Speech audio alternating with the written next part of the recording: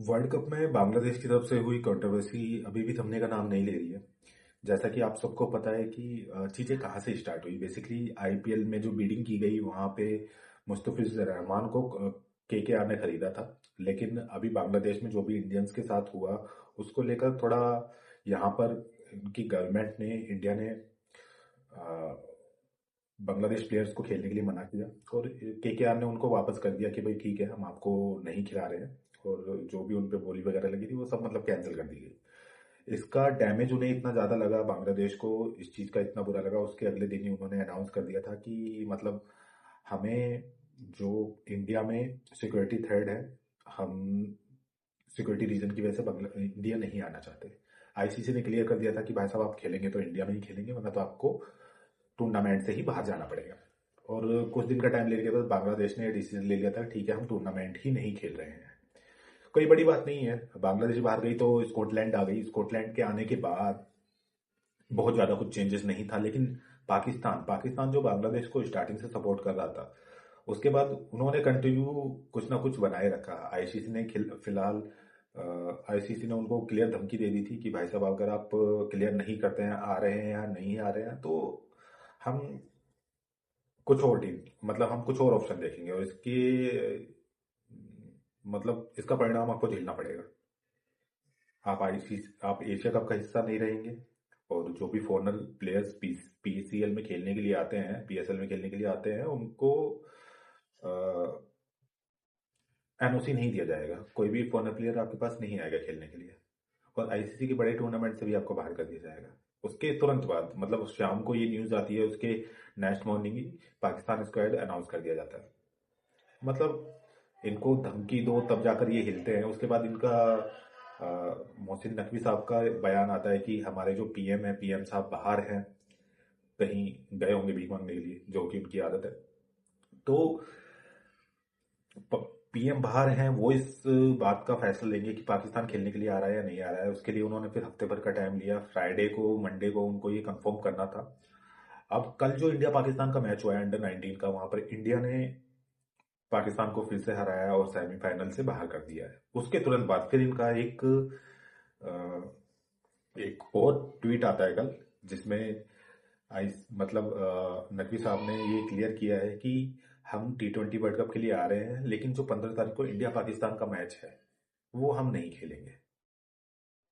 मतलब ये बड़ा कुछ अनलॉजिकल सी चीज हो गई, क्योंकि आप इंडिया नहीं आ रहे थे जस्ट बिकॉज ऑफ इसी मैच के लिए नहीं आ रहे थे ना, इंडिया पाकिस्तान के मैच के लिए। वो मैच आपका बाहर करा दिया गया, श्रीलंका करा दिया गया, कोलंबो में वो आपको मैच हो रहा था, आपने उससे भी मना कर दिया।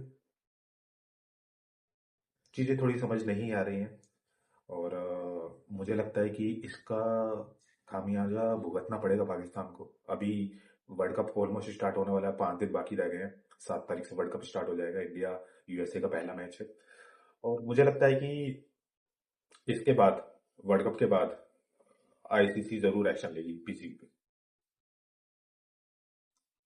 पीसीबी का जो 50% रेवेन्यू आता है वो आईसीसी से आता है। मतलब इस बोर्ड के पास 50% पैसा जो है वो सिर्फ और सिर्फ आईसीसी से आता है। अब आईसीसी अगर ऐसे में अपना हाथ खींच लेगी तो फिर क्या होगा? आपकी हालत वैसे ही टाइट है अभी, फिर तो आपके लाले पड़ जाएंगे। समझ नहीं आता मतलब क्या करना चाह रहे हैं ये लोग। ठीक है।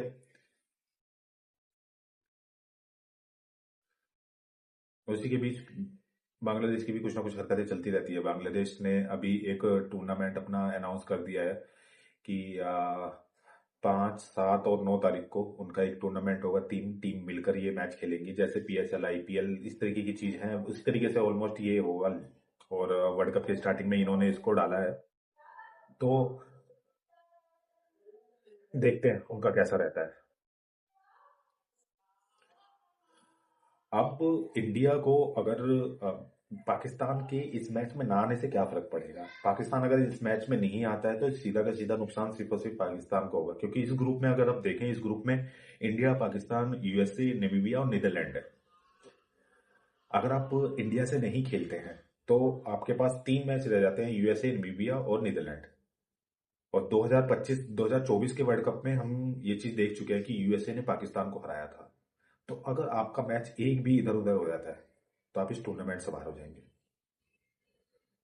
आप उस ग्रुप स्टेज से भी बाहर नहीं जा पाएंगे।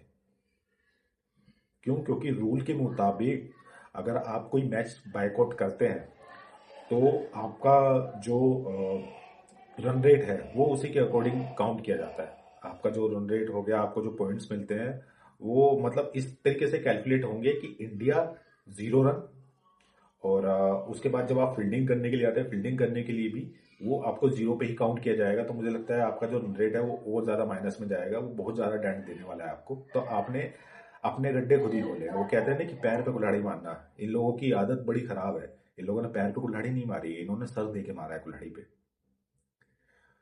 और अभी सिर्फ ये एक स्टेटमेंट और वैसी सारी चीजें लग रही हैं, लेकिन जो आईसीसी में बंदा बैठा है इन्हें लगता है कि बीसीसीआई को ये नुकसान दे देंगे, उनको कुछ घाटा होगा इन चीजों से, लेकिन उन्हें कुछ नहीं होने वाला। बीसीसीआई बहुत बड़ी फर्म है। आईसीसी में जो बंदा बैठा है वो जय शाह बैठा है। जय शाह का पता है ना, इंडियन है, और वो प्रॉपर इंडियन है। वो किस तरीके से आपको भिगो भिगो के मारेगा ना, आप उसका अंदाजा नहीं लगा सकते हो।